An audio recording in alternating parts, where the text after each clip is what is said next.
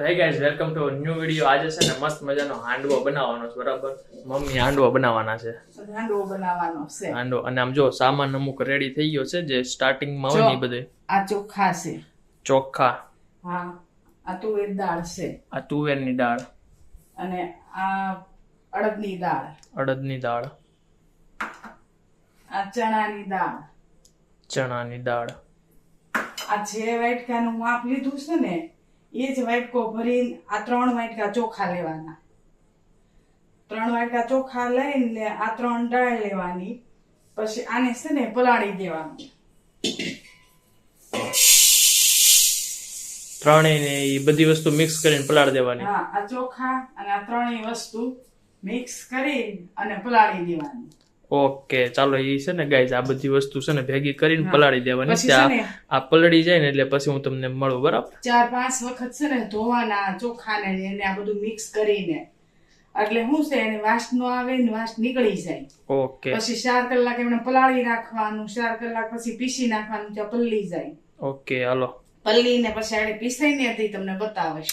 Okay છે ને guys, 4 કલાક થઈ ગઈ છે, બરાબર. આપણે પીસી લીધું છે, બધી મોસ્ટ ઓફ વસ્તુ પીસાઈ ગઈ છે. જે પલાળ્યું હતું ને એ વસ્તુ આમ જો થોડું ઘણું બાકી રહ્યું છે, તો મમ્મી પીસે જ છે અહીંયા. અને આમ જો ઘણું ખરું પીસાઈ ગયું છે.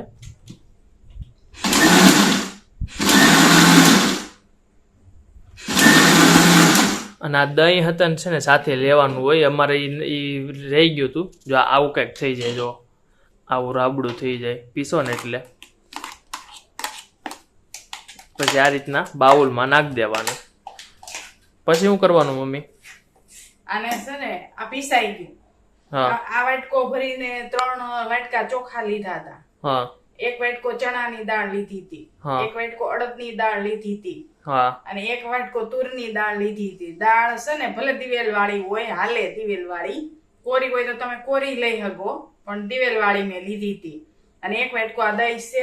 એ દહીં હવે આમાં પીસવામાં જ આપણે નાખી દેવાનું હોય, પણ પીસવામાં પડ્યું રહ્યું છે. હવે હું આમાં મિક્સ કરી દઈ અને નાખી દઈ એમાં. પછી 4 કલાક આથો આવવા દેવાનો. આમાં આથો આવી જાય, ઉનાળો છે એટલે આથો આવી જાય એની રીતે. જો આથો આવી ગયો છે, સરસ નો આવી ગયો છે. હવે આપણે થોડું થોડું મિક્સ કરતા જાવું અને આપણે બનાવશું. હળદર નાખું છું,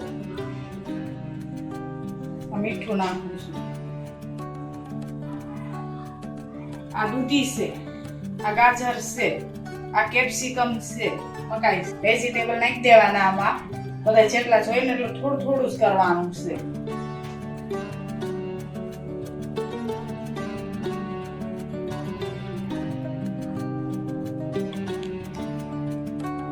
આ ધાણા આને આમ ઉમળી નાખવાનું.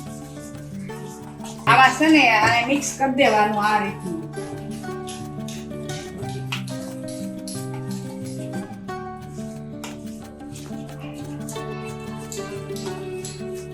એટલા જ સોડા નાખવાના છે.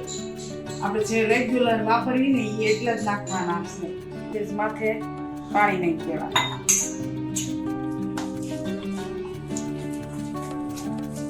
આદુ મરચી નાખી. આદુ મરચી છે.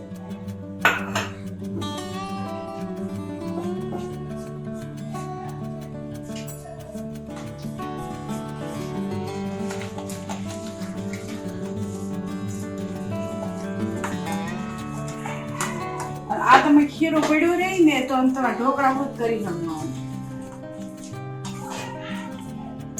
આપણે તેલ મૂકશું.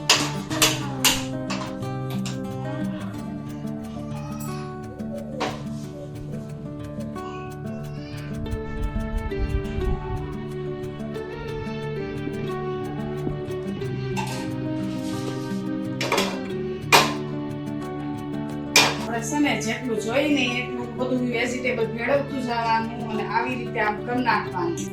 આ રાઈસ છે, હિંગ નાખી, પછી આ લીમડી નાખી, આ તલ છે,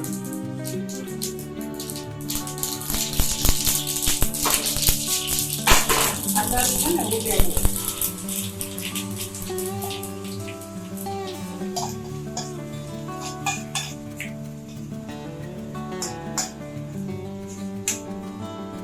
એક બનાવવું હોય ને તો એટલો છે ને એટલી વસ્તુ નાખી દેવાનું બાઉલમાં, પછી આ રીતને એનો વઘાર કરી નાખવાનો. આમ જુઓ આપણે એક બનાવવું હોય ને એટલે બધું એટલું થોડું થોડું મિક્સ કરવાનું વેજીટેબલ, અને એ રીતે ભેળવતું જવાનું, એ રીતે કરવાનું, આ રીતે વઘાર કરી નાખવાનું. કઢી ઢાંકી દેવી ધીમે ગેસે.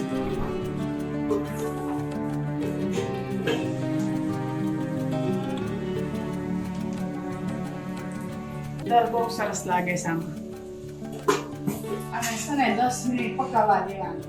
સડી જાય ને પછી લઈ લેવાનું, 10 મિનિટ રહેવા દેવાનું છે. પલટાઈને હવે થોડું તેલ નાખવાનું સારા કરતું.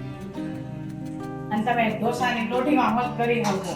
હું તો આમાં જ કરું છું, જ્યારે કરું તે આમાં જ કરું છું. ઢોસાની લોટીમાં તમે કરી શકો. આને થોડી વાર પકાવવા દેવાનું. સડી જાય ને પછી ઉતાર લેવાનું, થોડી વાર રહેવા દે. આ એક બાજુ પાકી ગયું છે, હજી થોડુંક લાલ થવા દે. પછી ઓલી બાજુ પાકી સાથે એટલે બે બાજુ સડી જાય, પછી બે બાજુ ફેરવવાનું, પકાવવાનું. આંડો બની ગયો છે, બહુ મસ્ત બન્યો છે. જો ભેગું હોય સારું લાગ્યું હોય અમારી રેસીપી તો લાઈક કરજો, શેર કરજો, સબસ્ક્રાઇબ કરજો.